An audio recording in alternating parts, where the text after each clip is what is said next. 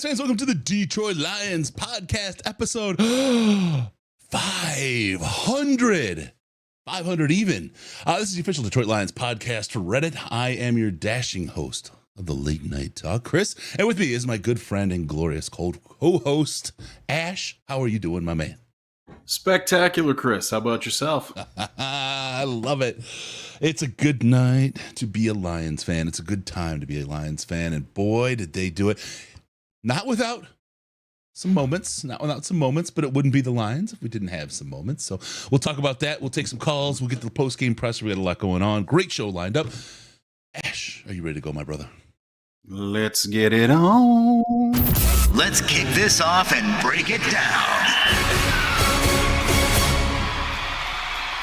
Getting it on. All right. Beautiful, beautiful game. Really quick, want to talk about Friday. I cannot do this without mentioning Friday is our 24-hour podcast-a-thon. 24 hours for St. Jude, taking donations, raising money for those kids and their families. We had a good time last year. We'll have a good time this year. Join us. Dan Miller, Dean Blandino, countless people are going to be coming on again. Some good guests, some Lions guests, the whole thing. Make sure you join us. 9 a.m. This Friday, November 3rd, it starts, and it goes all the way through 9 a.m. Saturday. We will not stop. Riz and I. Ash will make an appearance. Sam will make an appearance. All the guys will show, as well as a number of very, very special guests. So please join us. And also, in the meantime, go to stjude.org/DLP. Drop a couple dollars in the bucket. Everything you do is loved and appreciated. With that, let's get right to it. Ash, we won. Because the Lions won a game. We did it. A lot of people nervous after the first half. The Lions, this is a little bit of PTSD. They found a number of ways to trigger their fan base this year, and they continue to do it. But this is one of those games where the Lions let another team stick around just for far too long, and it bites them in the end. But not this week. Not this week. The Detroit Lions prevented the PTSD Lions from making an appearance at Ford Field. Yeah, and it was really a tale of two halves, honestly. And neither of them were great. The offense just couldn't finish the job in the first half, but Jared Goff was on pace for 450 yards passing at halftime, and then didn't get to 300 on the day, but then Jahmyr Gibbs came alive, and so just kind of ugly game with 3 turnovers. Generally you hit 3 turnovers, you don't win. That is almost universally a fact. But today the Lions pulled it off, man. You can't be upset about this. Good teams win some ugly games too. The Patriots dynasty didn't blow everybody out 50-10. Except that one year. That one year they did. Oh, Kunal, my wife just said, are you really going to podcast them right now? Just had to say 6-2. Yeah. I mean, look, it's one of those things. It's hard to go to sleep. The nice thing is, if you were to try to go to bed right now, you would have a kickstand, so you'd be ready to not roll out of bed. So you got that going for you, which is nice. With a 6-2 going into the bye, strong hold on the North, solid, firm grip on second place in the NFC. The Eagles know we're coming for them, and I just want folks to know, if you look back at that Rams and Dallas game this week, knowing the Eagles have to play Dallas twice in their schedule, and we only have to play them once, is really, really, really nice. Really, really nice. They have a much more difficult schedule than we do for the rest of the year. So this could really play into our favor. Doesn't matter who you think the better team is. It's 9-7 team won the Super Bowl in the New York Giants, is one of the most recent ones I remember. Just get in, get a chance to play the game. Yep.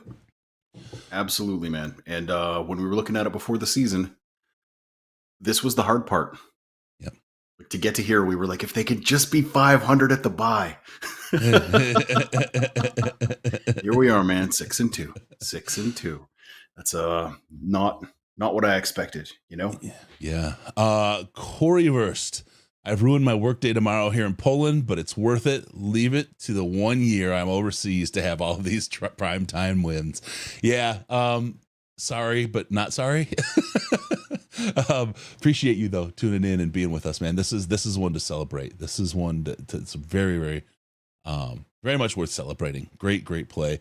And it was one of those things, you know, you talk about it, you saw the pregame. Most people probably saw the pregame hugs, with the story with Dan Campbell and his story, a little bit of tears, the whole thing. But, you know, she asked him the word he said years ago. I remembered it. Dan didn't. And then he said it again, though, gritty. And that was the absolute best term for the team that was on the field this evening. 100%. Like, just this team doesn't quit. Yeah. You know what I mean? Like, there's been a lot of times where we were watching games and looking at it, and that pick six would have been it. Oh my God, they would have melted. You know, they would have absolutely melted. Yeah. We did potentially see, it looks like, now there was something the Lions posted it, so maybe not, but they haven't seen, I don't think, the replay on a big screen yet. There, we saw a potential end of a relationship. When Gibbs went into the stands, I don't know if you noticed that woman grinding on him. That woman is pregnant. And right after Gibbs started getting down, she reached over. Oh, but hubby, I love you. It's funny. So he's gonna have to check the tape on that. Flounder, thank you, brother, for the $50, man. Love that for St. Jude, stjude.org/DLP. Gets you in there. Don't forget, we have the St. Jude 24-hour live stream coming this Friday. Yes, sir. Ooh, man. All right, we're waiting for the presser to begin with Coach Campbell and our lovely Detroit Lions. We'll see who's in there. That's always good to see. Ash, let me just kind of stop. Since this is taking the place of Daily DLP, let me get your instant reaction to what we saw out there tonight. Well, honestly, it just 100% is the game that is the personification of this team. They found a way to win. Like, 12 carries in, Jahmyr Gibbs was averaging 2.9 yards per carry. You know what I mean? Like, this did not start well for him, let's say. And then by the time he got to 24, that was over 6. Yeah. You know what I mean? I think he ended with 25 carries on the day for 152, I think was the numbers, if I'm trying to remember correctly here. Don't have them up on my screen. Yeah, like they absolutely 100% just did a hard pivot when the adjustments took away the passing game, basically. Yeah. And I mean, you know, you can say what you want. Like a lot of guys didn't have great days today. Like Josh Reynolds, where was he all day? No idea. You know what I mean? Uncharacteristically absent. Yeah. And then, you know, Jamison Williams, they blamed Josh Reynolds for running the wrong pattern on that one play, but it was J-Mo. That's a font. Yeah, that is the reason that the Lions need to get rid of this font, is because it was absolutely Jamison Williams. And I mean, like, we're going to hear people complaining about like the one he didn't catch that was just above his knees and behind him earlier in the game. But like, yeah, you'd like it if he caught that one, but I mean, PFF's not even going to call that one a drop. It was a bad enough throw, you know? So. I think that, and look, I think it just, he wasn't in the right spot is really where it was. Because when you watch when Goff throws that, when they showed the kind of behind Goff to the receiver, he had like a 3-point angle or line where he threw that ball. J-Mo kind of took it out further, and then he was out in front of the ball. So could be. I mean, we see Goff had a couple. Almost always the receiver's fault. Yeah, maybe. Goff had a couple troublesome passes today. He had some really good ones. It was, you know, it's hard to tell. It is what it is. We'll have to see these guys bring it together. I got to sound out Floundericious. He did 50 already. $100 match the rest of the way. Let's get that let's get that extra $100 in. Do it in 20s, do it in 10s and 5s, whatever you got, some change shake in your pocket. Go to stjude.org/DLP and you can double your money to St. Jude. Tax deductible. Get it all back. It's a big one. Send us your money so we can give it to children. Yes, that's what we like to do. Got to shout out Mark McCormick, big Skipper fan here. Dan Skipper came out, and my guy was all over the field. He was on the screen every play, no matter what side of the field it happened on, for the entirety of the game once he got in there. But not just Dan, just to step it right up. I called it for folks days ago. Watch that Twitter. It gets dusty over there. The entire interior line was going to be backups. Hank Fraley, Those guys, you saw it. We saw this at Tampa. You saw it on one of the cuts to the sideline when they were showing Hank today, and he was holding the fist up, right, sending the signal in. Two other players standing behind him, emulating him, doing the same thing. I'm going to tell you, they were there the entire game. They are glued to Hank's hip, up and down the field. They are with him, behind him, listening to him, talking about the plays, talking about the calls, and with him. There's a family of men that are in those trenches on the offensive line for the Detroit Lions. And Hank is Papa Bear. And I got to tell you, man, what a great group of guys that are so tuned up together. And now, look, there is no such thing as a great starting line in the NFL today, right? The Lions have probably the best, if not one of the best, but it drops off fast after number 5. And then you start thinking about, oh, we got to put a backup player in? Oh, no, a backup. Well, then we're really in trouble, right? Put 2 in? Put 3 in? What offensive line in the NFL is going to do what this team did today with 3 backups and then double depth at the left guard position in a game? Who will do that? Name one team, because they don't exist. And Hank Fraley has put together, and Brad Holmes and this team has put together one of the most important position groups on the field in such a powerful way that they're able to carry this team. It's incredible. I think people undersell, you win in the trenches, win in the trenches, win in the trenches. We won the trenches. And we are damn lucky to have Hank Fraley on this team. I'm just telling you, I've told you guys the first time I saw it was back in Senior Bowl when we tuned into him and saw what he did and what kind of a teacher he was. And he's maintained that. He's figured it out. There you go. Has the league figured out Hutch? Super chat. Thank you, Jeff Held, for that super chat. Ash, what do you think? Has the league figured out Mr. Hutchinson? No, we just don't have anything else sometimes that's giving them any reason to not double or triple team him. Like I would say that's the biggest hole in the defense right now, is the pass rusher that is on the edge that is not Hutch. You know what I mean? Like there's a gap there in terms of the quality that makes it pretty obvious where you need to focus in terms of every time you're chipping anybody, it's always going to be him. And there were multiple plays where they had the guard basically just firing backwards off the ball to get even more depth than the tackle. Yeah, just to double him, like it's like you'd like to see some of the other guys on the edge, like with the interior line did pretty well. Like Aleem had a day, you know what I mean? He did real well in terms of interior pass rush today, but you don't have that guy on the other edge to keep teams honest.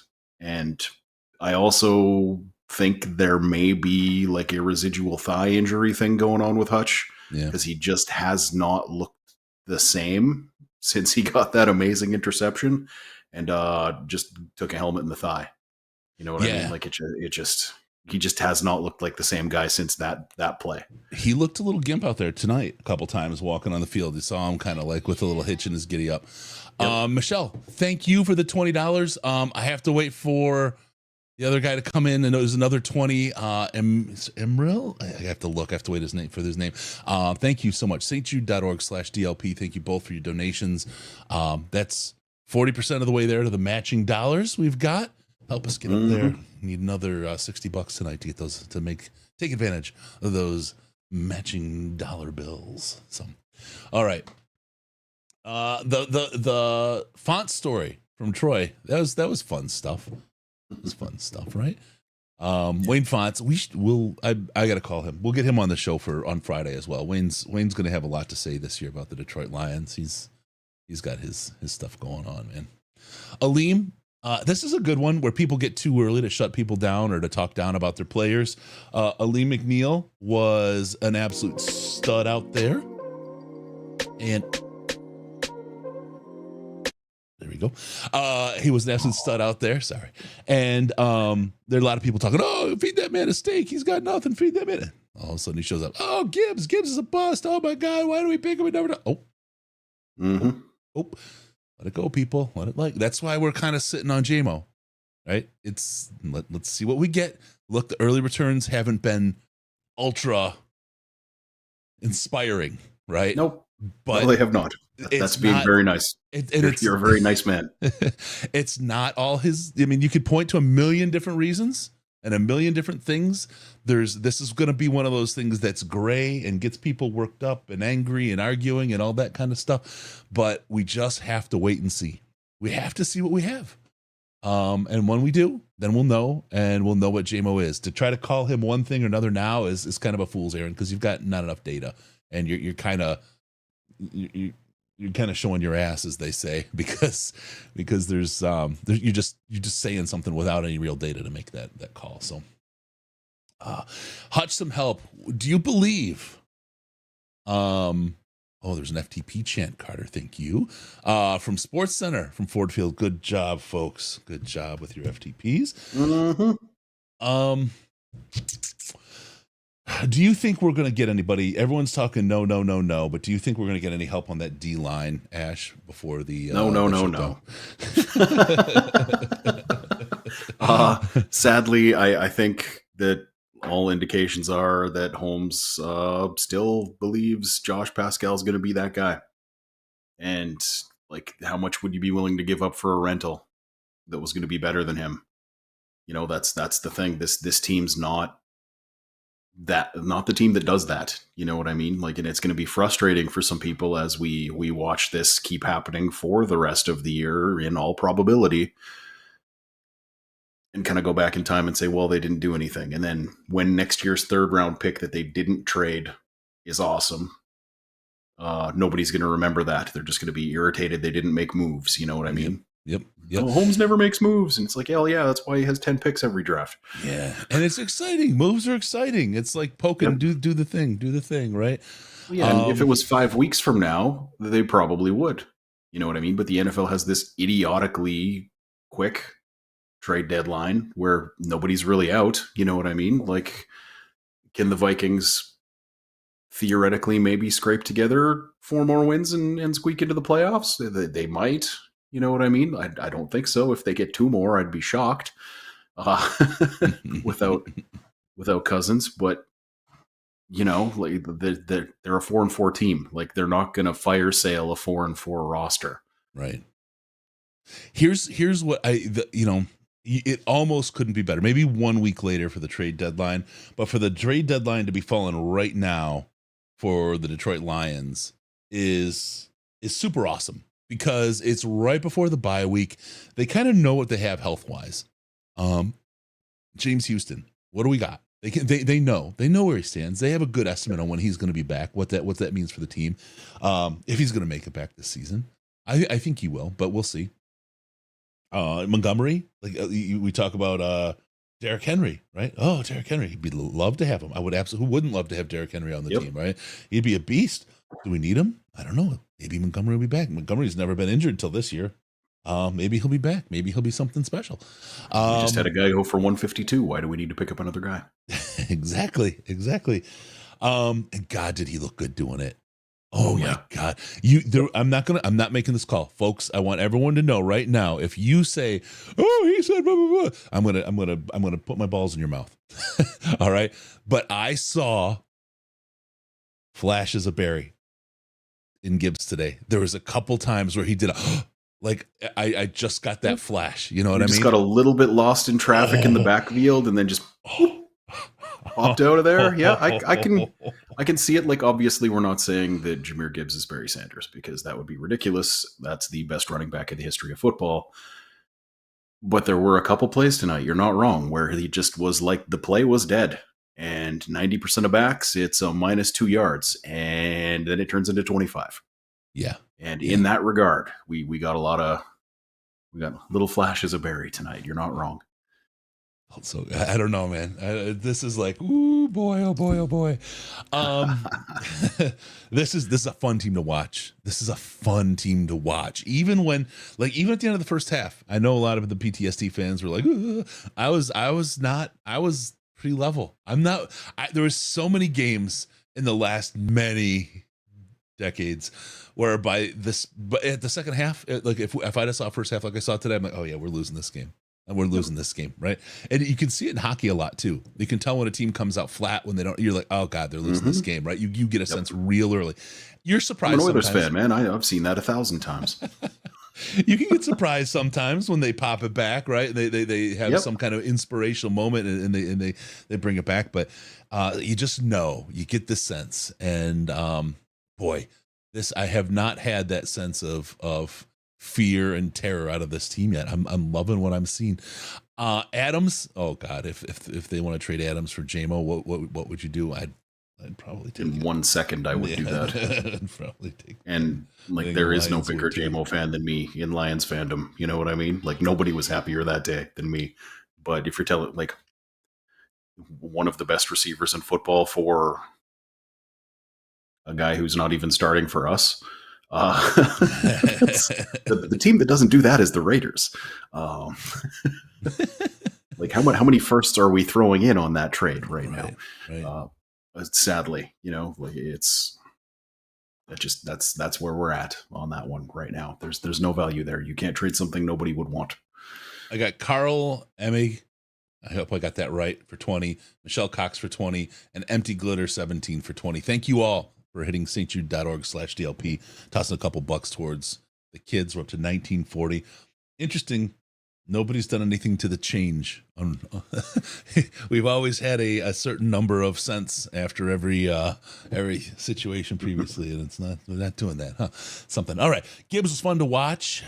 Felt like we might be going, he was one step away multiple times. He's getting better. Yeah, this is way better than falling before he got into the end zone as he did early in the season, if you remember that. He was that greasy, that slippery, that, like you saw, get lost in a crowd and then pop out with speed. That touchdown, that speed he was able to turn on. First, just the slipstream, right? Just the move around. I forgot his name. I was going to remember it too. Just the boom around him and gone. And it was like jets and off. The afterburner hit, and he was just out of there, man. This was awesome. Cletus Blackman. I hate that guy. Let's go to the podium here. We got Dan Campbell. The most important thing about this game was us getting our identity back, and that was what all the work that we put in this week was about. The whole focus was about getting back to what we do, and that was the most important thing, and that really showed through today. Was it perfect? It wasn't perfect, but ultimately we got what I wanted to get out of it, and you come away with a win. I thought our defense played outstanding, man. You play defense like that, you can beat anybody. And offensively, man, we take the turnovers out, and we played some really good football. We were explosive. We were able to run the ball. It's, I think, one of our best rushing attacks we've had all season. Sorsdale and Yodi and Skip all battled in there at guard. I thought Decker and Sewell did an outstanding job against a premier player on the perimeter. So I just thought, man, the guys bounced back, and they played with confidence, and they were ready to go. What's it say about your team when you can go 1 for 5 in the red zone, turn over 3 times, and still come away with a double-digit victory? It says let's not do that again. Let's just not. Let's take those out of there. But yeah, I mean, we continued to, we let them back in. We kept letting them back in, and you can't keep doing that. But when your defense plays that good, you can overcome those. And that's stuff that we'll be able to correct, clean up. We talk about it all the time, and certainly you're fortunate when you turn the ball over 3 times and miss a field goal that you're able to come out with a win. But like I say, the most important thing was getting our identity back, and we did that.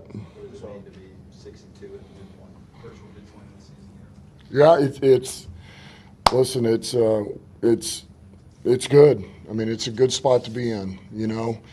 Wins are hard to come by in this league.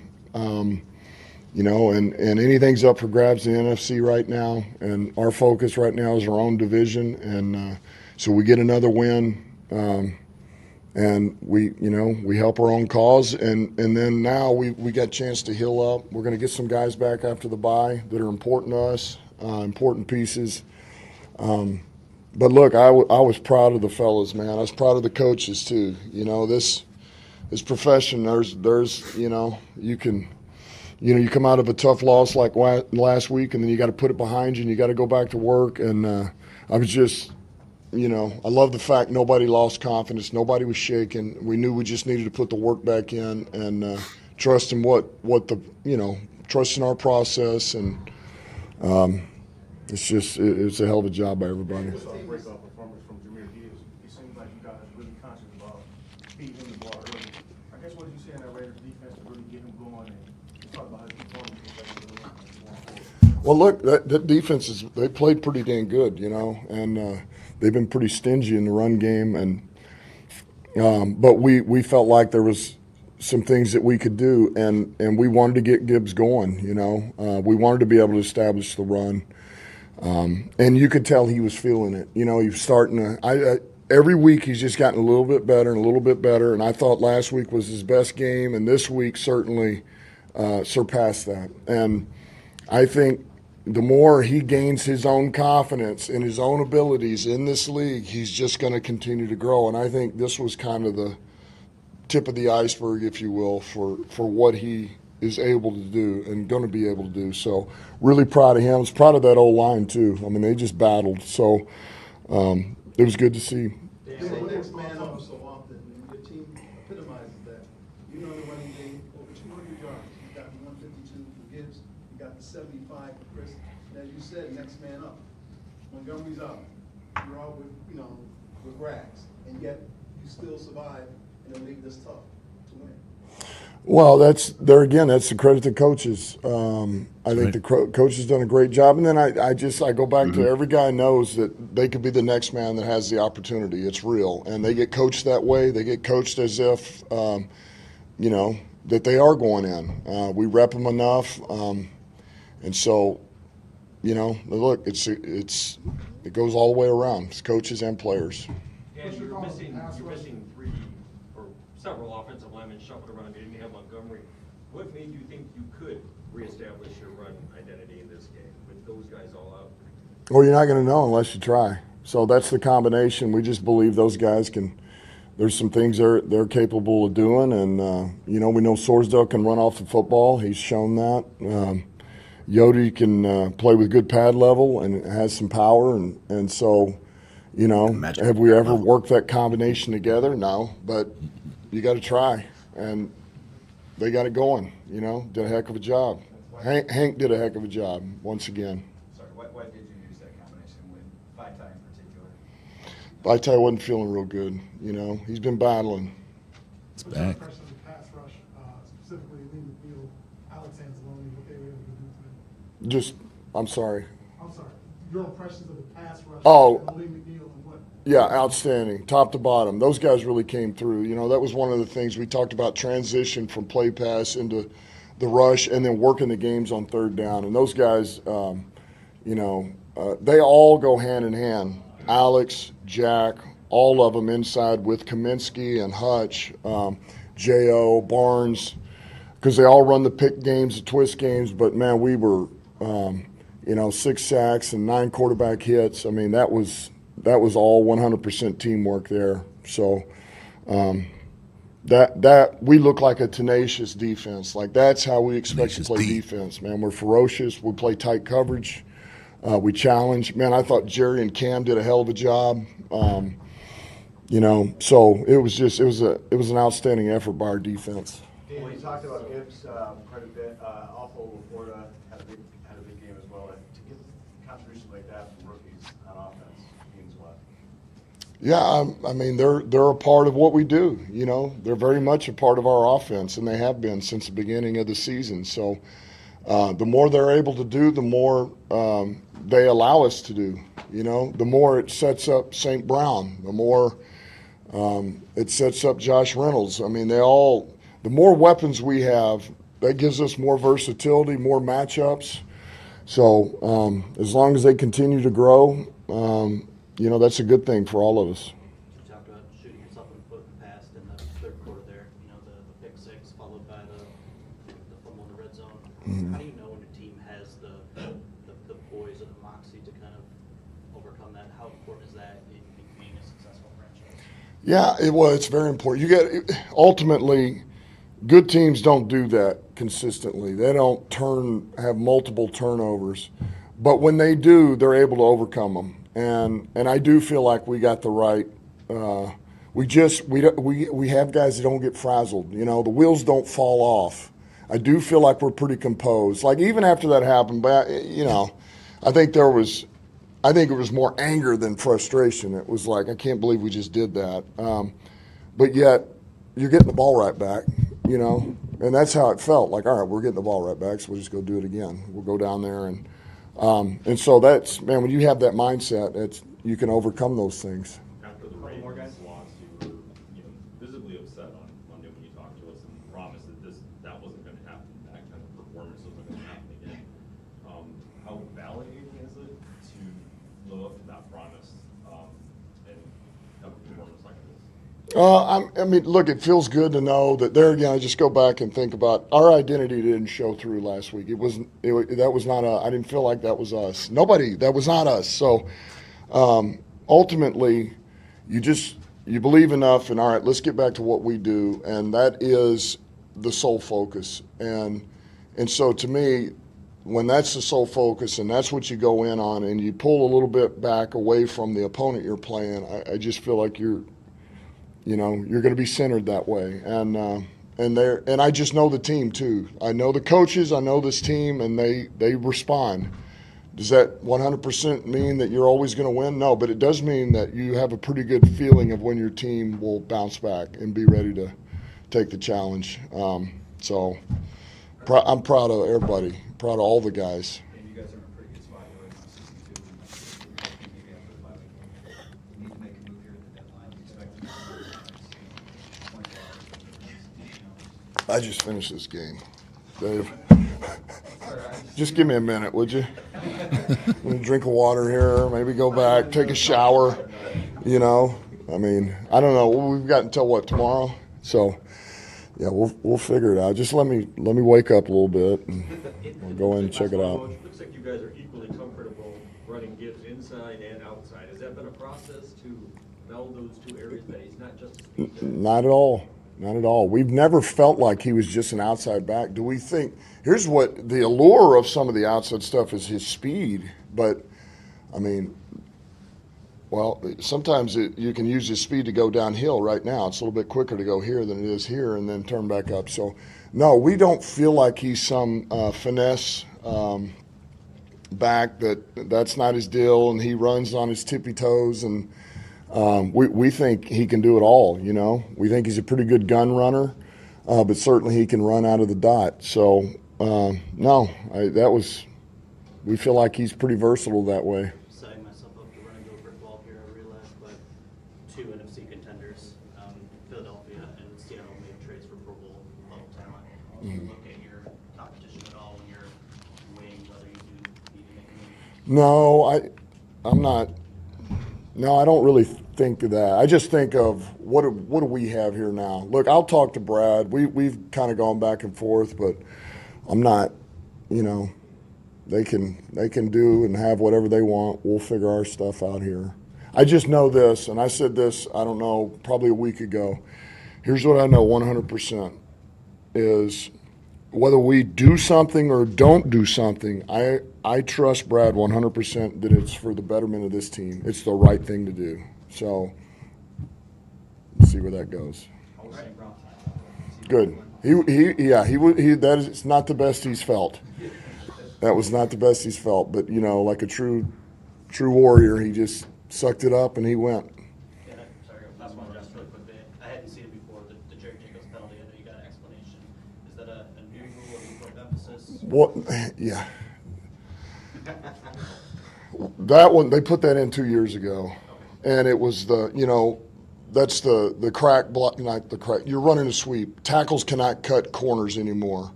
Like if you're a pulling tackle or tight end or fullback, you cannot take the legs out of, and neither can corners take the legs out of an lineman. You know, now, so it looked like he bent down and went through his hip, but, you know. Yeah, locker room's open, guys. Due to timing, Jared will be inside. I think that's it for. Thank you, Dan. All right, there we go. And they just said that's it for the players. Yeah. Man, oh man, oh man, oh man, oh man. Lots going on. Let's get into it. Let's take some phone calls. We'll get that whipped up right now. You want to give us a call? Join us. Give us a call at 248-782-8384. 248-782-8384. That'll get you access, and we'll take the calls. Got one right now. We'll just get right into it.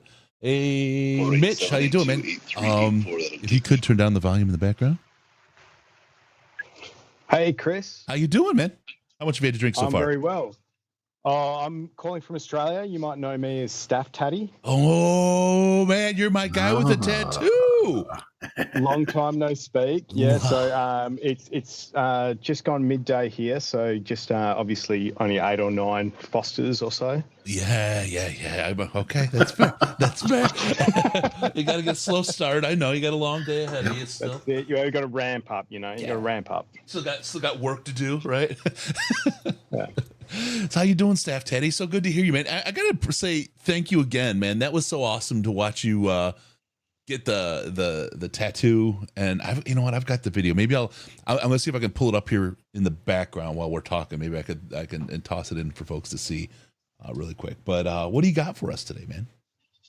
Oh, look, obviously an awesome win. A lot of mistakes that everyone conceived. Some forced, some some probably unforced mistakes that were made, obviously. Yeah. One thing that I wanted to kind of zero in on, that, I'm not any kind of tape rat or anything like that, but it seemed like they were running the running backs from way back out of the field, especially in the first half. Like they were coming in from, we lost yards behind the line of scrimmage because they were coming in from so far back. Yeah. Like Gibbs and Reynolds were both losing yards, and it was because, I understand, you give them the opportunity to bounce out, and that's fine, but we don't have Lev Bell, it's not, and we don't have the, mid, 2010 Steelers O-line either. So right. Mm-hmm. Yeah, it was their defensive line is absolutely fearsome. And if they had anything else, I mean, Max Crosby, of course, anchors the heck out of that thing, right? But if they had anything else on that defense, anybody else to put that pressure on, it's kind of like everyone's wants something across the line from Hutch right now.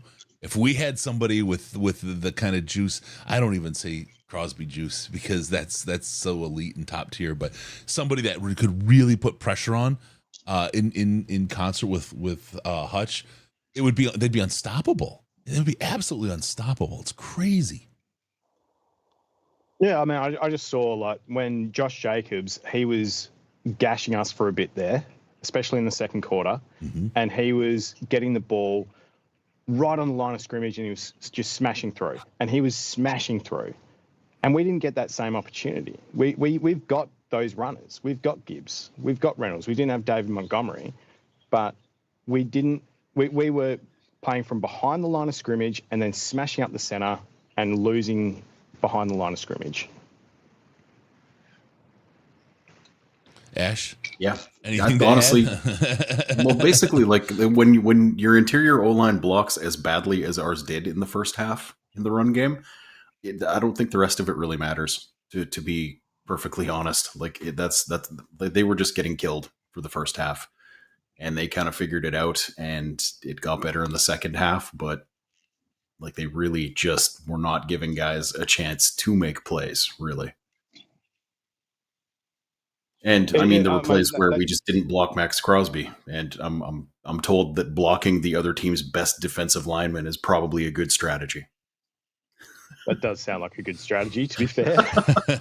And we didn't change our strategy, but I think that they just got gassed, and Gibbs got better opportunities, and he made use of them, obviously, which is fantastic.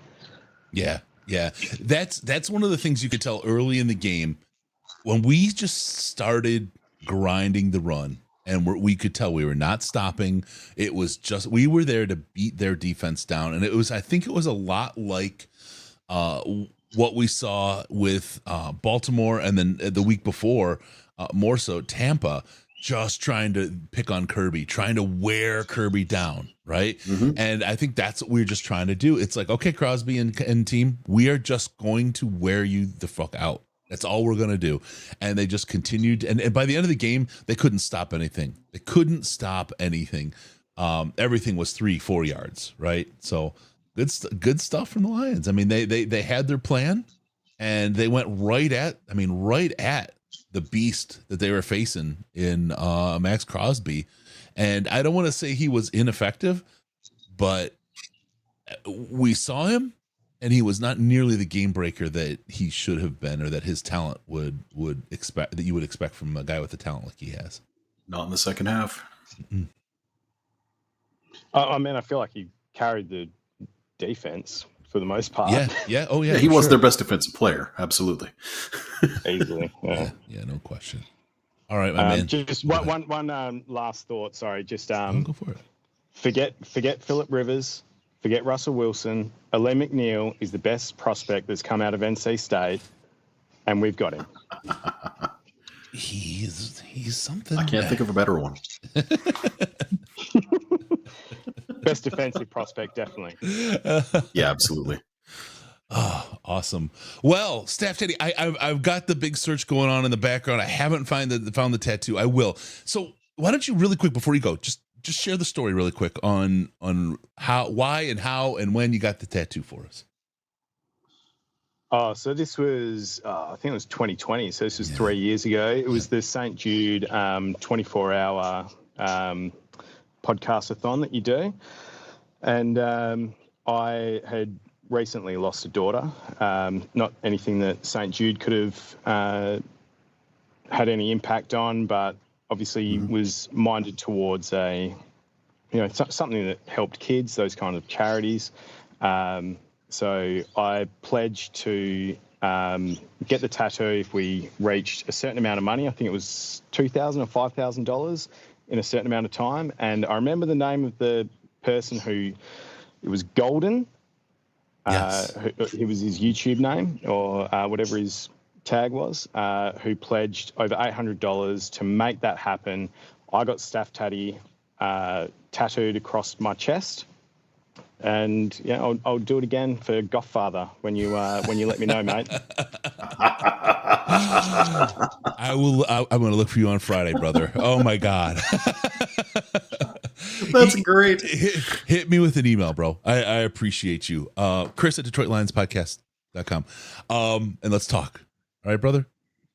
I'll hit you up. Sounds all right, good. Awesome. Take care, guys. Good work. And thank you for everything, man. You took an absolute tragedy and turn it into some really good stuff. And I appreciate you for doing that, man. I appreciate it. You guys do good work and you raise good money. So it's all on you guys. Yeah. Take care. All right. Have a good one. We'll see ya. From Australia. Ah, I love it. Hey, caller, what's your name? How much have you had to drink? Go ahead and turn down the volume in the background. Hello. Hey, how you doing? Good. How's it going? Good. How much you had to drink so far? What's your name? This is Nick. Oh man, I probably had like 8 or 9 beers. Oh, good for you, brother. A Monday night. Yeah. Putting it on. Oh yeah. I just cracked one for you. You know what? What do you got for us? I'm just I'd like to get you guys point of view on or I don't know, looking forward. What do you think the record's going to be when we finish this year up? We're already like killing it, 6-2 at the bye. Yeah. What do you guys think? Just looking at who we got on tap for the rest of the year. 15-2. What's a realistic? Is that where you're at? 15-2 or 14-3? Well, it's okay, victory. I mean, it's victory Monday night, man. 18-2. It's going to be 18-2 at the end of the year. Okay. No, honestly though, like this was the hard part of the schedule, and it never works that way in the NFL. It just doesn't. You know what I mean? When you look at it preseason, that strength of schedule is a ridiculous illusion that isn't real. Prior to the season, you can look at it after, but it doesn't tell you anything about what's coming up. But with that said, like if this team doesn't get to 11 wins at this point, that would be a disappointing back half of the year. Kevin, I think we can say without Kevin in the chat comes up with sweep the North, and we have 11 wins as it stands today. And that with the Kirk Cousins. No reason we should lose any of those games. Yeah. None. Yeah. But it's in division, and that always changes things. You know what I mean? But 12 wins. 12 wins, man. That's a that hasn't happened since the first year I started watching football and chose this stupid team to cheer for, and ruined a sizable portion of my waking hours for my adult life. Riley O'Brien, yo, I just tuned in and Ash is here with you. Please read this comment aloud. I want you guys to know how much I love your podcast, and Ash, the Daily DLP, are so damn good. Thank you guys. I know. LFG.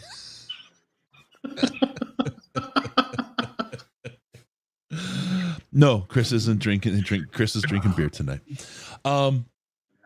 So literally 12 wins is on the table. I'm gonna go a little crazy. Okay. And I don't mind being, it's maybe this beer is Kool-Aid. I could see this being a 14-win season for the Lions. I mean, because they should sweep the North, and you're at 11. That's only 3 more games. And frankly, the other teams they're playing, other than the Saints and the Cowboys, look, you don't look past them. Anything can happen. We could beat the Saints or the Cowboys, right? But those are the teams that really have a shot, like to really make a good game as it stands on paper today, right? Teams that show up, injuries, all those things happen. But 14-win season, I don't even know, Ash. Like I couldn't probably wear pants until. I mean, it'd be training camp, and I'd be pants free again. I mean, I'd be in trouble. It would be calling doctors all day. Never wear pants again. No, but seriously, like, who are we going to lose to? We're, like, the only team that we could possibly lose to, well, we could lose to anybody, but the only team that seems realistic is the Cowboys, right? Mm-hmm. Mm-hmm. Yeah. I mean, we own the Saints, I think. And they had a blowout week this week. They've had some pretty janky weeks too. I mean, they're wobbly. Like, their wheels are wobbling. You could get the good Cowboys, you could get the bad Cowboys. And usually by that late in the season, you're looking at the bad Cowboys. But boy, this is something. Yeah, Brandon, we could not only sweep our division, but the AFC West. Not what I would have predicted at the beginning of the year. Like, I mean, on paper, that KC opener was a scheduled loss. Yeah. Like, it just, that's what it looked like. They were just setting us up to maybe give, a good hard try and then come up just short, best case scenario. Oh, luckily, man. their receivers forgot how to catch footballs. It's not only Jameson Williams who drops one every once in a while. We got no pants November from Name Is Breaks. I like that. 14 wins, permanent kickstand for sure, 100%. I'm all in on that. Lot going on, but woof, boy, lot to talk about. Hey, Color, we're gonna let you go, man. Enjoy those beers. Right, have another one, and then make sure you get to sleep. You got to be able to do your job tomorrow and do a good job, right? I'm on the West Coast. I got time. Oh man, all right, get a couple in. Have a good night, brother. All right, take it easy, guys. Ciao. All right, another one here. Hey, caller, what's your name? How much have you had to drink?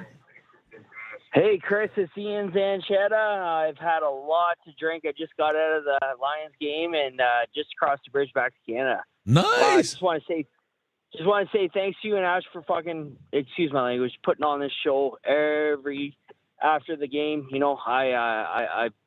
I appreciate it a lot. Well, I appreciate you, man. This is, I have to say, coming in and being able to do this many wins in a year is absolutely unheard of, and it's so much more fun. It is so much more fun to do these shows with this many wins, man. But it's folks like you tuning in and listening, man, and hanging out. That's what makes it so great. It is, but and I'll just repeat, thank you for carrying us through the low times. But just one quick comment. So it was Amon-Ra that went down in the first quarter, right? Yes. Yes. And then the very next play, Jahmyr Gibbs scored like a 30-yard touchdown, right? Yep. Right. what better way to pay homage to the sun god than Jahmyr Gibbs scoring, breaking for that touchdown? That was beautiful. Absolutely, brother. I love that. I love Amen. that. I love you guys. Okay, I'll leave you there. Have a great night. All right. Thanks for And calling the in, Lions man. fans, let's go Lions. Yeah, FTP. There we go. Chant it nice and loud when you wake up in the morning, my friend. We got that.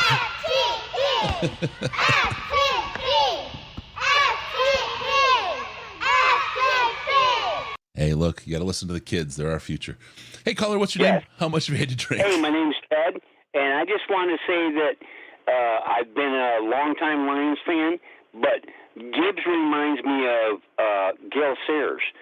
18 inches of daylight, and he's gone. Yeah. You know what I mean? You know what I mean by Absolutely. that? I mean, you know, and all that offensive line, and they're great. Don't get me wrong. I love them all, but yeah, they gave him that, and you could see the confidence build tonight. Don't you think? Oh yeah, it was a big one tonight. Yeah, that they were glad to do it, and he was glad to provide. But yeah, you might remember how Gil Sayers was. I mean, you know, back in the day, us older fellas, we know that. Yeah, that's what he reminds me of. I mean, you know, once he's through the, you know, interior line, holy, you know, good luck. Yep.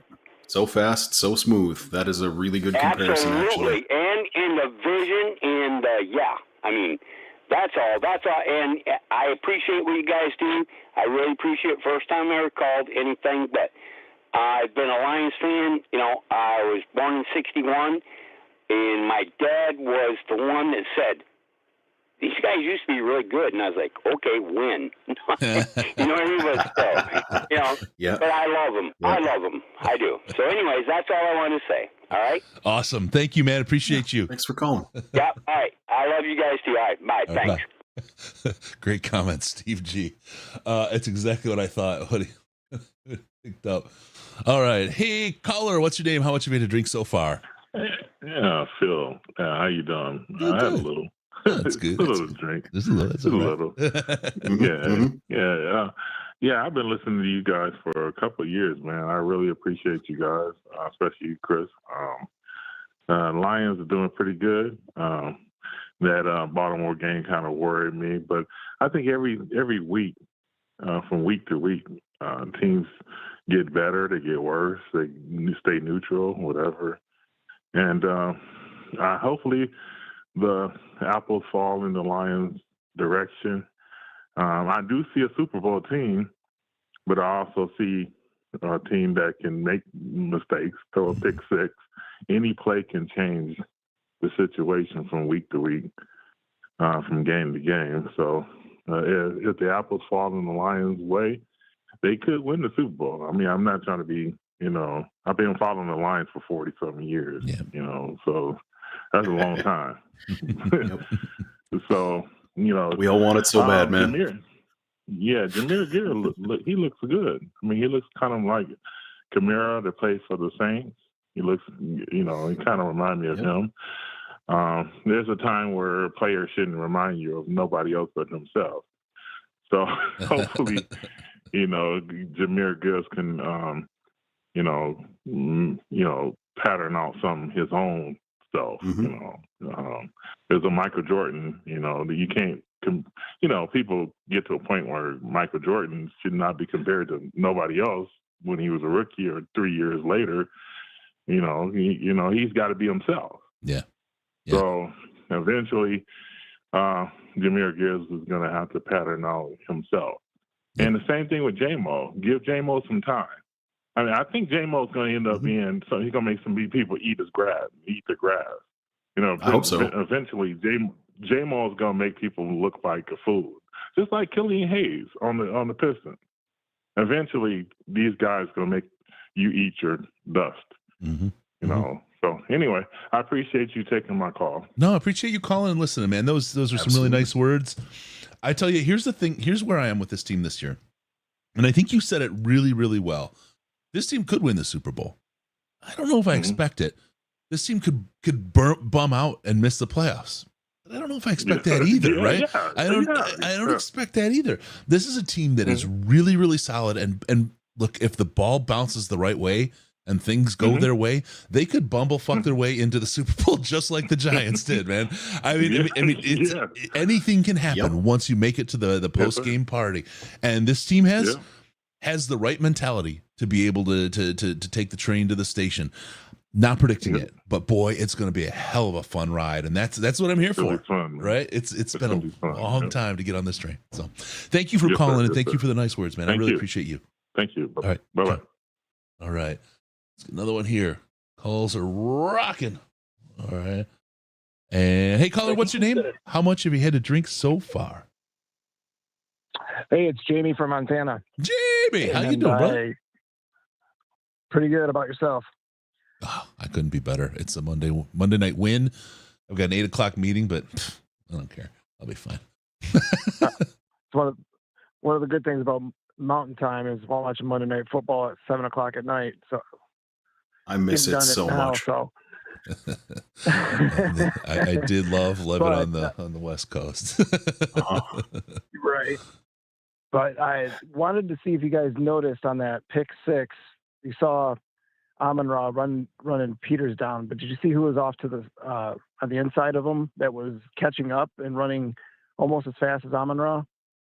No. If my eyes served me right, it was Penei Sewell, and he came flying up fast. Wow! I'm gonna go, and he would have. You mean after the pick? Like Yeah, after the pick, running back from the line of scrimmage, it looked like Sewell was gaining ground. And I was just like, I didn't realize he was that fast. I'm pretty sure it was Sewell that was coming in. It was 100%. Your eyes do not deceive you. I was just my I didn't see that, and that's really good to hear. But my eyes, the not giving up from Amon-Ra and his face digging, trying to catch up. I think he would have caught him if it weren't for Goff getting in the way, trying to make that tackle. Look, everybody was giving everything they had there, so fair enough, right? Fair enough. You don't want to you don't want to do that, but you don't want to dog anybody for it. But it was really, I mean, that kind of heart, and he went all the way. Like, he didn't give up at the 5-yard line or the 3-yard line. He went that St. Brown character. This kid might be a good football player. I don't know if you guys are onto this yet, but he could turn into something special. I don't think so. I mean, what was he drafted in the 5th round or something like that? Yeah. Can't be any good. Day 3 picks don't matter. Yeah, no. So, and then the other point at the beginning, maybe I'm just being overly sensitive with this Harbaugh sign stealing thing, but a couple times, man, they were onto some of the quick play. The Raiders were really quick to respond to some of the cute plays that Ben Johnson was calling, like when they did that reverse handoff to Khalif and he got pegged in the back, and then the handoff to the reverse to JMO. Both times they just blew it up so fast.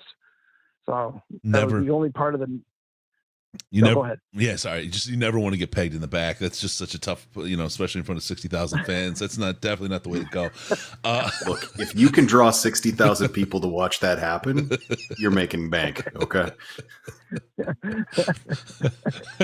All right. Well, on that note, thanks for all you guys do. Thank you, Jamie. Do it, brother. Thank you. Appreciate you, brother. Have a good one. All right. Ciao, Take man. care. Bye. All right. I couldn't let it go. I'm incorrigible. I'm perpetually 12. We know who you are at this point. Yeah. All right. Let's see. See if we can get our next caller. Turn it down a little bit. Hey, caller, what's your name? How much have you had to drink so far? Oh, we lost him. Boop, boop, boop, boop. All right. If you want to give us a call, 248-782-8384, 248-782-8384. And this Victory Monday night, we're here. We'll see if we can get this going now here. Hey, caller, what's your name? How much have you had to drink so far? Hello, caller. Hello. Hi, how are you doing? Welcome to the show. Oh, I'm good. My name's Scott. I've had nothing to drink tonight because I have to work tomorrow. Okay. But the thing is that it hasn't really been mentioned too much, but Brad Holmes has to make a trade. There's no way he can get around it. He has to make a trade. And I know we got burned with the Pat Swilling thing. that he was supposed to come in and win us the Super Bowl, and he didn't do it. But this team right now is in a situation where they could be a contender for the NFC Championship. And if we don't go out and get somebody, then, I mean, you know, we're in a situation where you just can't be doing the draft. I think we're beyond that point at this time. We don't have to save draft picks. We have 2 third-round draft picks. Why not take one and try to do an upgrade at some position? I feel like that would be an all-in now move. And I feel like that a move like that helps you close the window, if that makes sense, right? The window, you can absolutely say the window's open now. Let's go in. Let's go for it. Let's grab this while we can. But the more of the future you give away, the less time you'll be able to sustain that window. Right now, the Detroit Lions window is open, and it's open for the predictable future. For 2, 3 years, 4 years, the Lions are going to have a shot at being one of the best teams in the league, especially with the track record that Holmes has in the draft. Who's up for sale right now that's going to make that big a difference this year? I would have taken Leonard Williams. I'm not going to lie. That trade that the Seahawks made today, I would have done that in a second. Yeah. Fair enough. I just think that they still need a corner and they still need help. Even though they got 6 sacks tonight, our star player didn't get any sacks because he's still being double teamed. Yeah. Does anybody? I'm asking the chat here. Does anybody know if there's a timeline on Houston on that ankle? Does he make it back this year? I don't think there's been anything leaked on that, honestly. Yeah. And you know what? We have a very special guest actually on the show, on the St. Jude's show on Friday. And we're going to have answers about stuff exactly like this from somebody who's an expert. I'm not going to give any more away, but we will absolutely do that. This is a good point of conversation for that show. So more to come. We will get into that on what it takes for Houston to get back, when he might get back, and then we'll talk through what that looks like. But okay, 40 Gumble, thank you. Said it was originally 6 to 8 weeks. That brings you back a guy that's healed up at the end of the season after you've had kind of a nice easy run through the competition you're playing. Boy, I don't know. That's what Hutch needs. He needs a James Houston, but he needs a James Houston from last year, right? And on an ankle, who knows how he's gonna come back from that.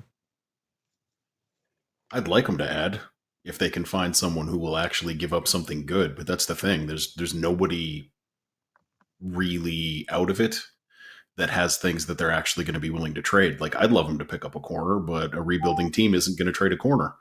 Right. And it's the same with pass rushers. There just aren't enough of them. Teams don't get rid of those unless you're paying an exorbitant fee. Like, sure, if we were going to give up 3 first-round picks, we might be able to get Burns out of Carolina. Do you want him to do that? I don't want him to do that.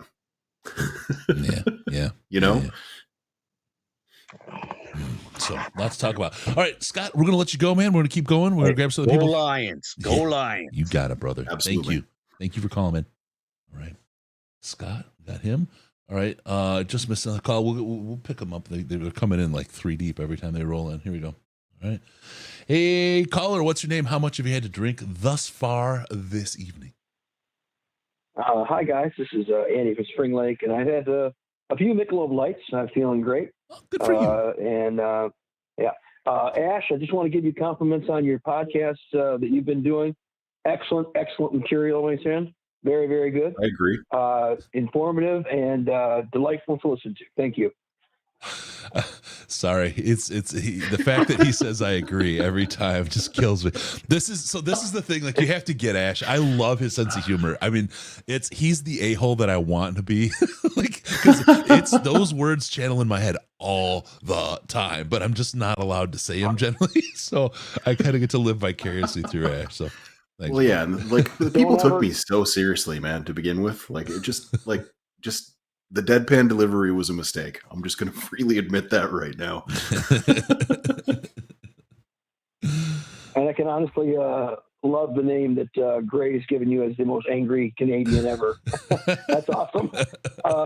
Because I don't think there's such a thing. Anyway, hey, tonight's game. I was never worried that we were going to lose this thing. Not even after the pick six. It was very just business-like. Yeah. Very just, okay. We screwed up, tossed the pick six, have that goldfish mentality, come back, drive it down. I mean, it just never felt like it was in danger at any point really in this game.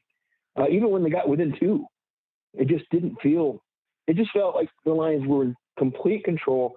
I do want to give props to Mr. Fraley for, it was patchwork tonight for that offensive line. And, man's making quotes. I did not know Ragnar was going to be out. That was a surprise when I heard that. I knew about Jackson, but I wasn't. When I saw Ragnar, I was like, oh, that could be trouble. But they came through, and then I can't even pronounce his last name. Owasika. Did I say it right? Ayahuasca. He got hurt. Ayahuasca. Sorry. And he got hurt. That's not correct. The 7'11" skipper came in. Yeah. And that's exactly what you want to guard. But hey, I love Dan Skipper. He's a good guy. You know what? They just kept going. I love Hank Fraley. Fraley is so. I think they even brought it into the broadcast how that guy. I'm not sure if he's head coach material yet, but he is a wanted man in other areas, and we got to do something to keep that guy. We almost lost him in the regime change. He almost so get this right. If you look at his history, he was center for the Super Bowl Philadelphia Eagles. He with the Donovan McNabb. They didn't win. That's the Barfy one. But he's made a Super Bowl as a center. He was the UDFA picked up by Pittsburgh, if I remember right. And Pittsburgh and Mike Tomlin were all over him during the regime change. And there was basically a contract ready to go. We talked to a guy from Pittsburgh. He was telling us all about it when we were down at Senior Bowl. And what is he? I got his card over here. I don't want to give out his name, but he's he works for Pittsburgh. Anyway, he for the team, and they had it basically ready to go, and the Lions swooped back in at the last second, were able to keep their grip on Mr. Fraley. But he was college scout, and I don't even want to give his name. But he's actually related to Calvin. But anyway, we were very close to losing him to the team that gave him his shot as a UDFA. So if you think about that, right, that's a real opportunity. But Hank is the perfect fit for this regime. And way back in 2019 at the Senior Bowl is when we saw it the first time. Actually got to see him coach and do his thing as a coach with the kids there. And he's a professor. He's a teacher. And I'll say it again. You saw it tonight. If you looked, the two players on the sideline, calling signs right behind him. They stand behind him. And they don't move more than 5-6 feet away from Hank for the entirety of the game, standing up, walking up and down the sideline as the game goes on. Doesn't matter. They're always right there with him. They were like that in Tampa. They're like that every week. These guys are super, super close. They're brothers. And Hank, he has a way. He's a super, super good coach, but he also has a way to bring the guys in and help them understand what they need to do, where they should be, and what they should be, how they need to execute. And it's something. He's a very, very special cat, and he's done a lot for this team. And to be able to put together the performance that we got today against Max Crosby and that defense from 3 backups and then a backup's backup is something that every NFL team in the NFL every team in the NFL would die for, would absolutely die for. Sorry, I like myself some Hank. He is such a smooth operator where he's, I remember that, watching him on Hard Knocks, and he was one of my favorite coaches on that episodes. And now seeing him in action, in the past year, he's just very good at what he does. And Sheila, I'm not saying back up the Brinks truck, but give him a promotion, give him a new title. I don't care. You got to keep this guy. Dan needs to have this guy at his side going forward past this season. Just my opinion. Yeah. Tonight's game, and Gibbs had a monster game. He had his coming out party. And I was pleasantly surprised how well he ran between the tackles tonight. There were holes there that weren't holes that he squeezed through. And I was, it was fun to see, and we've been waiting as Lions fans to see that explosion through the middle and then get to the outside. And we finally saw that tonight. When Monty comes back after the bye, hopefully, that 1-2 punch is going to be pretty lethal. I won't lie. And we got to hopefully get our offensive line guys back that we need to get healthy. This bye is coming at the most opportune time. We're going 6-2, and we're pretty comfortable in our own skin right now. And I think that we should be feeling really, really good where we are with Lions and Lions fans. 100%. I can't disagree with you at all. Ash, do you disagree? You want to be disagreeable? Oh. We'll try to pull something out of him later. Hey, man, I appreciate you. Have another. It was Michelob Light or Miller Light tonight? Michelob Ultra, actually. Yeah. I said Michelob Light earlier, but it was Michelob Ultra. Yeah. Hey, again, thanks, Ash, for your good content. Awesome stuff. Keep it going, buddy. Will do. Awesome. Thank you, brother. All right. Another caller. Really quick, before I pick up another caller, I just want to give a shout out to Justin Falds, $100 to St. Jude. Thank you so much. He's got a note for your mom and all you do, DLP. Thank you, Justin. Very kind of you. Ryan N, 2068. You ask and receive. You get to us at 69 cents and change. And Christine, FTP, Go Lions, $50 there. Adam Pringle, $20.01. Thank you all for donating to St. Jude, stjude.org/DLP. Caller, what's your name? How much have you had to drink? And why haven't you donated to St. Jude yet? I'm going to start grabbing him by the ankles and shaking now. How you doing, brother? Hey, welcome from the land of Oz, baby. Oh, Brandon, how are you doing? I knew I picked the right one to beat up. Yeah, there you go. I tell you what, man. I was expecting just a regular old beatdown like they did Carolina, and that Raiders defense is tough. Oof, yes, I mean, I'm not going to give them any shakes about I don't know how bad the Lions offense was. Man, those boys came to play, and they weren't going to mess around with us. Yeah. So you got to hand it to them. But I think eventually it took the first half for the Lions to figure out how to attack them. And then they started wearing down because their offense is just absolutely horrible. Yep. I mean, my goodness. If they had themselves a decent quarterback, then they'd be in business. How in the world they got 3 wins, I'll never figure out. But I do want to ask you guys this and put on your analysis hats here, especially you, Ash. Why did the Lions have such a problem with that one running drive? I mean, other teams are going to see that, and they're going to think we can do that. We got better personnel than the Raiders do, so let's do that. What do you think? What was it that they were doing that the Lions just couldn't stop? And then later on, it seemed like they got away from it, and the Lions just took control. Well, drive before that, Benito Jones limped off the field. And Broderick Martin played a whole bunch of snaps right in a row, and the guy across from him figured out how to move him backwards. That's basically what happened on that drive. Okay. And Elim, so it really he's just great player, but he just can't do it all himself. Yeah, it just by the about 3/4 of the way through that drive, they pulled Martin and put Jones back in, but he was still limping around. But he did do a better job than Martin did. Just whatever happened on that drive, Broderick Martin was terrible. Rest of the game, not so much. Okay. But that one drive was just a brutal stretch of plays for a guy who you can't convince me that he should have been playing instead of Bugs tonight if Bugs is healthy. Okay, well, maybe that's what the experiment was. They said, well, let's try this against the Raiders. They can't run the ball. So let's put this guy in and see what we can do and see how he can handle it. Well, now we know.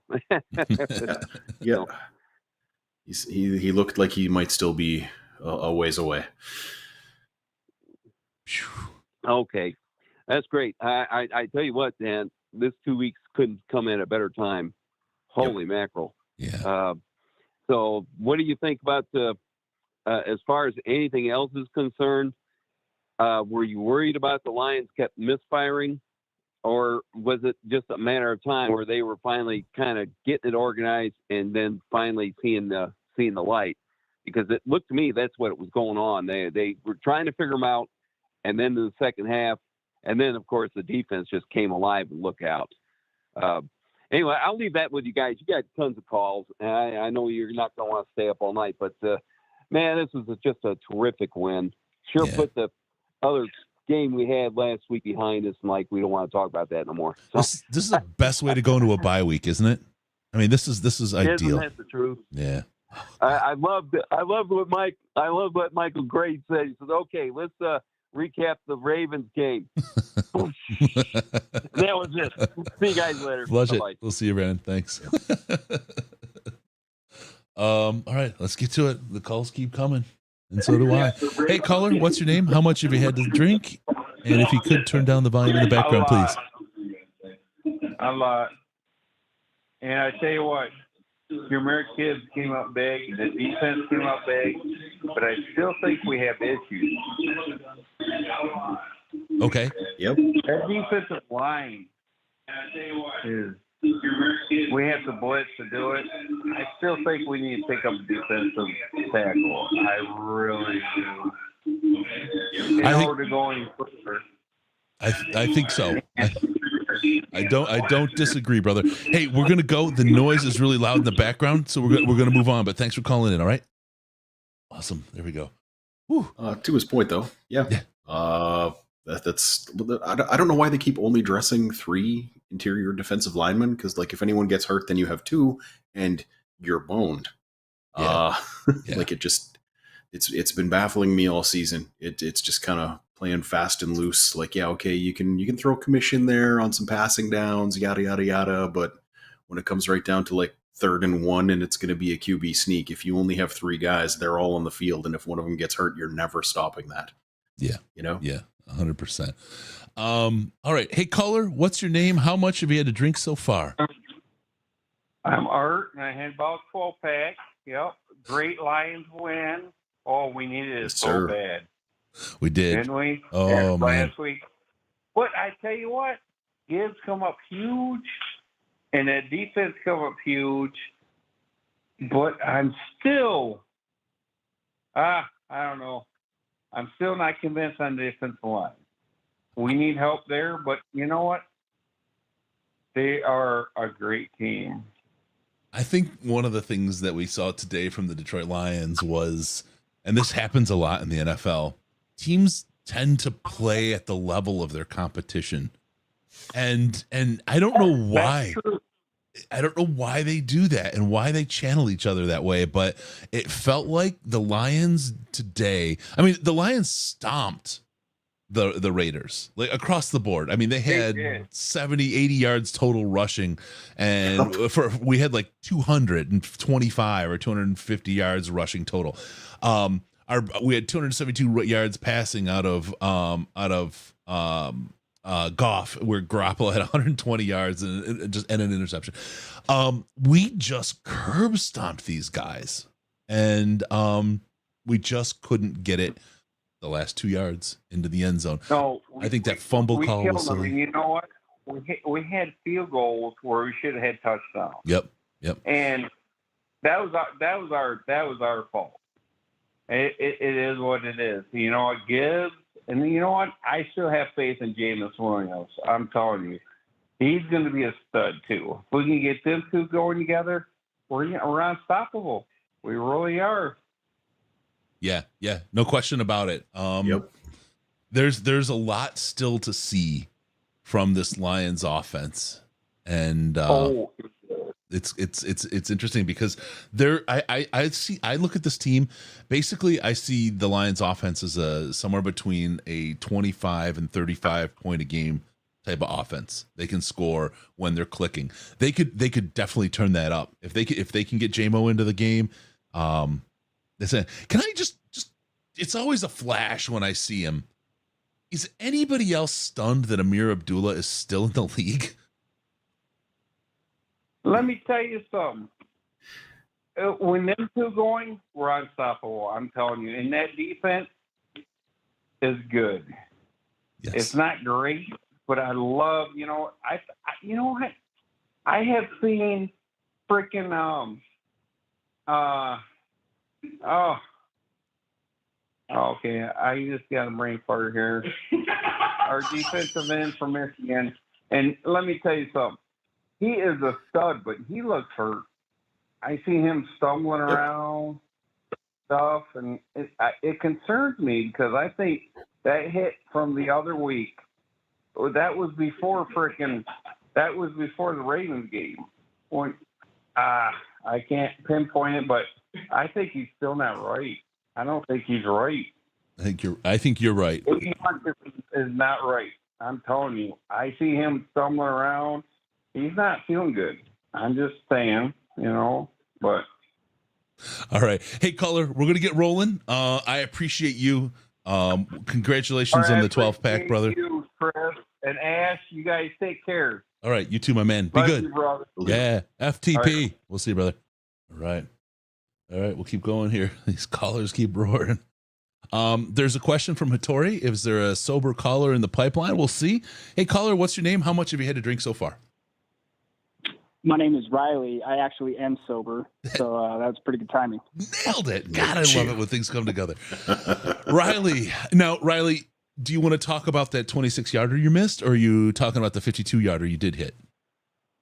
Well, you know what? I want to say, and tell me if when that fumble happened, I think it was Reynolds that we're not sure was a fumble, but they gave it to the Raiders. It reminded me of Kerryon Johnson's fumble at the goal line against the Chiefs a few years ago. And those are the types of plays that it just feels like would have done in the old Lions. It feels like that's when we probably would have started to lose the game. But, man, it was so good to see the team respond. Everybody that's been calling in has been saying it. The bye's coming at a good time. But I'm so glad we got that win. Now we go into the bye. We didn't have to sit on a loss for 2 weeks. Had we lost again, I guess it would have been 2 losses back to back. But I'll tell you, I commented it about half hour ago. I love this podcast so much. The work you guys do is outstanding. I just wanted to tip my hat to you guys. I'm out in Utah. I got a buddy that's from Michigan that lives out here, so I've been going to his house. And his name's Caleb. We got another friend, Jack. I think he's becoming a Lions fan. Good for him. Because he comes and watches the game with us. And, man, you guys are just phenomenal at what you do. Thank you so much for the great work. Go Lions. Thank you, Riley. You've been a big supporter and vocal, and we really appreciate it. It means a lot. And absolutely. Like you were there after the Ravens game. It was tough. It was a tough one, man. That one was just a beatdown. But folks like you and the support y'all give means a great deal. Helps carry us through the down times. Helps us do our therapy sessions when we have to do therapy sessions, and makes these celebrations a lot better. So thank you, brother. Thank you, guys. All right, we'll see you. All right.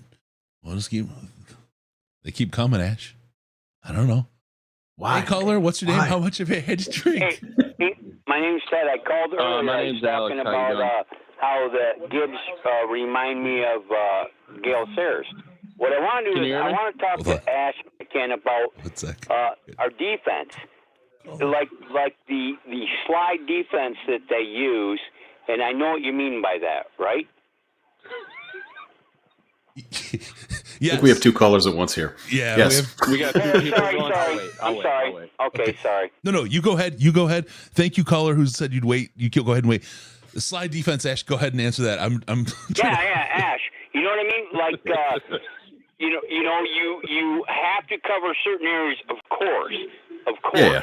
I love defense. I really do. That's my fave thing, But, when you do that, I know it exposes certain stuff, but I thought we did really well. Once we picked up, we were getting beat, but we weren't getting blown away. Yeah. And one thing that I think they did, it's really hard to tell from broadcast footage what the coverages are, but I think what they did a lot that really messed with the Raiders' heads, and I know they did it on the interception from Kirby, is that the Lions have been running a lot of cover 3, and they mixed in a whole bunch of cover 2 stuff tonight, which just tell you right now, looked like it was messing with Jimmy I don't mean to Garoppolo step on completely. you. I know I'm gonna, sorry, but All good, brother. I thought Sutton played great. I thought Joseph played great. I mean, seriously. And then everybody else just, did their job. And, that's what Campbell always talks about. So, no, go ahead, expound on that. Sorry. I love it. You're good. You got it. You got it. All right, brother. I'm going to ask you to go ahead and hang up, and I'm going to let the other caller jump in. Are you good? Absolutely. Yeah, I'm good with that. Thank you guys so much. Thank All you, right, brother. thanks. Appreciate it. Great night. Yep, bye. Hi, other patient caller. How you doing? How much have you had to drink today? I've had less than 10, so I'm still doing that. Oh, you're good. Yeah, you're ready for go-karting at least. Exactly. So my question is, one, do you think Brad Holmes makes a move tomorrow? And if you do, what position do you think he's going to go after? And also, what coaching staff do you think has done more with less? Because I think the Lions coaching staff has done an amazing job coaching up lesser talent than any team this year. I'll take the second question first and then toss the first question to Ash. I think that last year's Lions team was the coaching staff doing the most with less of most of the teams that we've had. Now we had picked up Hutch, and we had some of the new, the Holmes picks in there and moving and doing their thing. Oh my God. But I don't know why I can do that. Okay. Uh-oh. I lost him. Dang it. Okay, well, it's all fixed now, and we won't have double calls. Anyway, I think I think it was the last year's team. I think last year's team and that turnaround that we had was 100% coaching and some talent being there as well. Ash, your thoughts? Okay, so short answer on whether I think they're going to do anything. No. Long answer? No.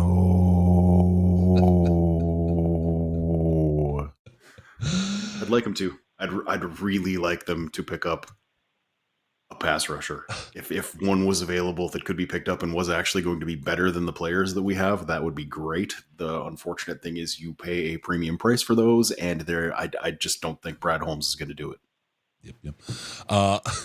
Tori Hanzo, we'll do it live. Hey, caller, what's your name? How much have you had to drink? My name is Rob. I've had a couple beers, but nothing too crazy. Good for you. Good for you. What do you got for us, man? It's a happy victory Monday. Monday Night Football is over. The Lions got the big one in the books. Heading into the bye, feeling good. Heading into St. Jude on Friday. Oh, never felt better. As a Michigan native living in Colorado, trying to figure out which should I buy week 1 flight tickets back to Detroit for the playoffs or week 2. Are we getting the conference championship, or are we going to play in the wild card? Well, here's where I think your smart move is. Look, even if they play in week 1, they're going to win, right? So you've got to go with week 2 in case they get the bye, which is probably the most likely scenario. Ash, I mean, is that your thinking? Buy both. Make sure week 1 is returnable. Here you do. Well, buy both. Fly in on the Saturday before the first game, Okay. Ooh, and then take a week off. Yeah. If they don't have a game, you go down, you can cruise around town, hit Buddies, you go hit Miller's, you go hit Redcoat, some greens, some baits, all kinds of good food around town. Go down Prime proper, do the thing there, have a lot of fun. And then you go to the game next week. How's that sound? I love it. I love it. Appreciate the advice, guys. Thank you. Love your podcast, by the way. You guys are the best. Thank you, man. Appreciate you. All right, man. Wow. That's it. That's the kind of, like, I am qualified for that kind of advice. That's the one space where my certificate of completion for my backyard psychology course has come in handy. All right. Flounder, thank you so much for the show match. $100 now in from him. We're up to 2230 raised. Oh, what am I doing? $2,230.69 so far for St. Jude. Thank you all for being such awesome people. Why don't we go ahead and let you roll down, Ash, do your kind of summation of the game, and we'll if we get another call, we'll grab it, but otherwise we'll get into the wind down mode for the beautiful winning victory Monday night, Tuesday morning. All right. Name a player that played extremely well that wasn't Jahmyr Gibbs. I'll wait. But the Lions won. And that's all that really matters. Yeah, okay. Well, Amon-Ra, just, yeah, you're fair enough. All right, you got me. You got me. Laporta. Also, you could say Laporta. Lots of catches, not many yards. Not you don't love that, but Panay, Sutton, Glasgow looked good. McNeil, we get him looking good too. Am I bothering you yet? Had a pretty good game. Anzalone had a pretty good game. He did. Did we mention Olim McNeil yet? Kirby, nice rebound. Yeah. His pick in the end zone, that's exactly what they needed at that exact second. Yeah. And that's kind of my point. They didn't blow them out. Like we got here. They did not blow out the other team, but a whole bunch of players had pretty good days. And that doesn't always mean you score 50. Like the guys on the other side of the field are also professional athletes, which they get paid to do a job too. And sometimes they do a really good job. And like what I had to say mostly about the Ravens game last week was they're not going to play Lamar Jackson every week. And that's what we saw tonight. This is what the rest of the league has at quarterback. When people were talking about, oh, you can get somebody cheap and replace Goff. And I'm like, no, you get what the Raiders just got for less money than we're going to end up paying Goff, which is going to be $55 a year, by the way. There you go. Yep. What's the percent of straight cap? up? That's what it's going to end up being, pretty much. Yeah. But I guess like what it comes down to, didn't have a great game. Pulled it out. Every team that has ever won a Super Bowl has had some games that they just kind of didn't really show up for as a whole, and they still came out on top. Like, was the offense better for the first 3 drives this week than last week? Yes, they were, but they didn't get it into the end zone. And like on that play, Amon-Ra St. Brown was clearly supposed to throw that ball to Khalif Raymond. Like that's just what was supposed to happen there. He just had to put it into the end zone somewhere, and Leaf would have found it. Didn't, so that's a field goal instead of a touchdown. And there was just a whole bunch of that so close but just not quite there play that we've seen for a lot from the offense lately, to be blunt. But it was just enough. Not stringing together the whole thing, but it got the job done. Like 3 is not 0. And that's a huge thing. And it's one of the reasons why at times I get a little frustrated with Dan Campbell, because those 3s matter. How much did we win by today? How many field goals did we have? There you go. Like when one of them was a 52, not that was the one that mattered, but like it just, like we have a decent kicker. The guy's 87% on the year or something like that, if I remember correctly. And that's his whole career. You just typically don't want him over 50. But I don't know. There's not a lot left to say in the game. Gibbs good. Amon-Ra good. Laporta good. Goff good. Except when he wasn't good. You know who else is good? You know who else is good? This caller. Hey, caller. How you doing? How much have you had to drink so far? Had a couple of Verner's with some Jack Daniels mixed Nice. in. Oh, that's a good. I gotta do that. I gotta move away from the Coke and try to get some Vernors going. Yeah, that's my drink for Lions games. Verners and Jack. That's a good one. No one's talking about how we're on this primetime game winning streak.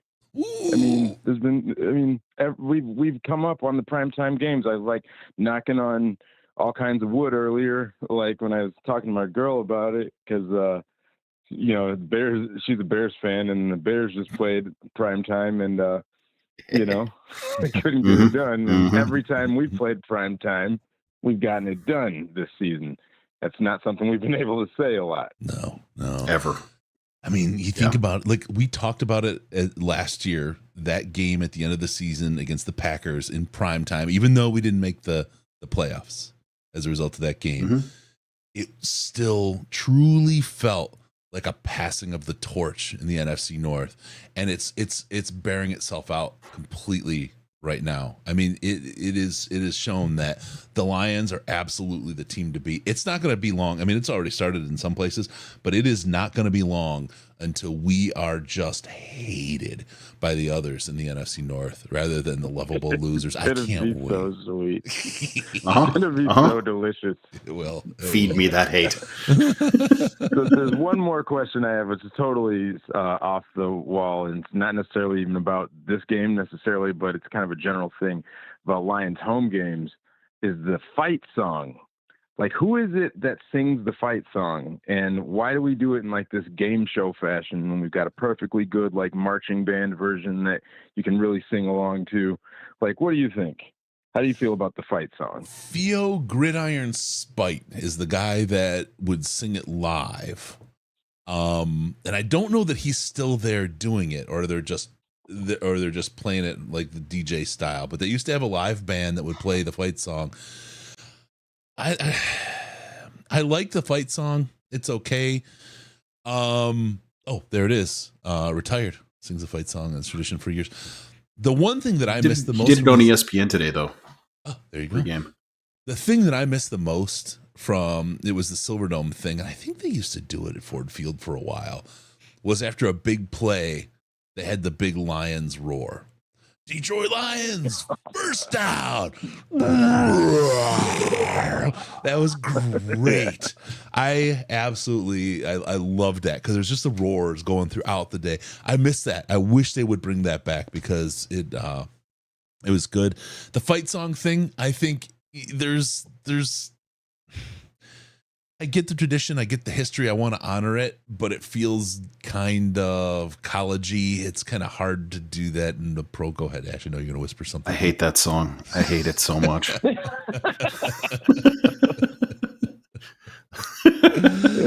it just is what it is, man. You know. But, and then the last thing, how'd you guys feel about the new unis tonight? Love the helmets, hate the pajamas. Yeah. Yep.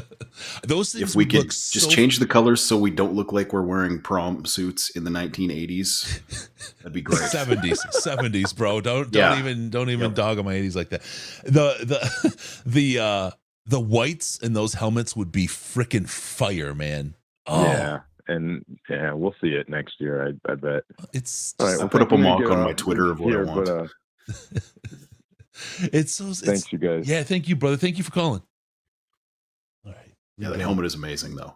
Yeah, like I would very much like that to just be the helmet next year. Yeah, and forevermore. You know. Yep. Okay. Oh God, on the train leaving the game, an 8-year-old girl sang it over and over and over. So cute. It's gonna be cute for a while. Yeah. Oh man, blue helmets, blue unis. I don't know about the blues. The blues are good. They not all good. Blue. Like not all blue. Like white pants. Like yeah, or even gray pants. You know, just like I hate the monochrome, like one color head to toe thing. Yeah. That Bob Quinn brought in. It just agitates me. I like the whites. Like Color Rush Week. Okay. I like the whites with the blue helmets or with a white helmet. Oh God, that's so good. So clean. Blue helmets, blue pants with the white jersey. That would be my ultimate like white jersey day kit, but they're not paying me to make those decisions. So probably for the good of the land. Yeah, I don't know Ash Thompson is going to be hired as the Lions clothier in the near future, but I would not expect that. All right, we're going to call this the show. Thank you everyone for joining us. Ash, thank you for joining on a late night. I know you're no longer in the happy space of the West Coast, but here we are, right? Yeah. This is where we're at. It took us flying 1,200 miles each to finally meet up.